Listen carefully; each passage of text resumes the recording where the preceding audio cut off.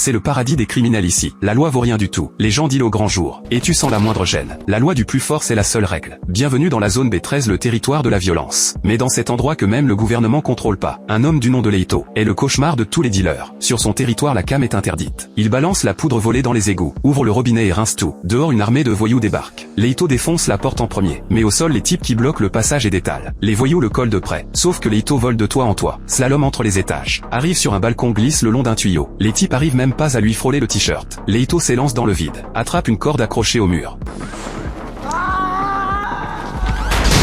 Se balance comme sur une balançoire et atterrit en douceur. Remonte par les tuyaux.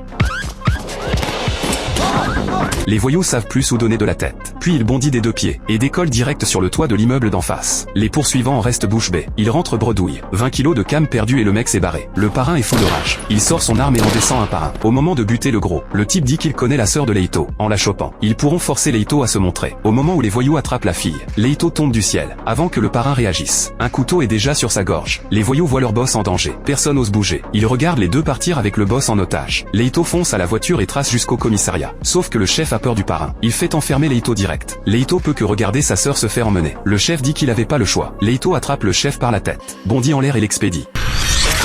Du coup Leito devient un criminel, en route pour la prison des condamnés à mort. Mais peu après le départ, le prisonnier Damien commence à regarder partout. Il sort un fil de fer de sa bouche, crochette les menottes sans effort, grimpe sur le toit du fourgon et attrape un flic, glisse jusqu'au siège passager et d'un coup de pied, éjecte le chauffeur. Les deux flics réglés. Leito passe par l'arrière et monte devant. Mais au lieu de remercier Damien, il le menotte au volant, parce qu'il a grillé que le type est un flic. En fait le parrain a volé une bombe, et a déclenché le détonateur par accident. Seul le bon code peut éviter la catastrophe. Damien s'est rapproché de Leito exprès, pour obtenir son aide. Leito appelle le parrain, et lui dit qu'un flic vient désamorcer la bombe. Les deux arrivent sur le territoire du gang. Il reste plus que 60 minutes avant l'explosion. Le parrain est pas du tout stressé. Il menace les deux en disant que pour la bombe, faut lâcher 20 millions. Damien appelle son chef pour le virement. Le chef dit qu'il a pas le budget. Damien joue la montre avec le parrain, en mentant que l'argent arrivera plus tard. Le parrain est aux anges. Il ordonne d'enfermer les deux, en passant un angle. Les deux échangent un regard, bondissent et font un salto arrière.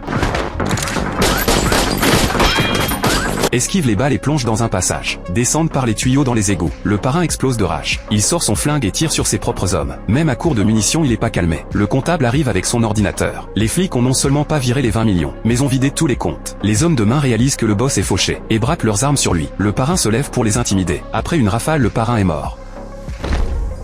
Le gros numéro 2 prend le pouvoir. Est-ce que les deux arriveront à désamorcer la bombe?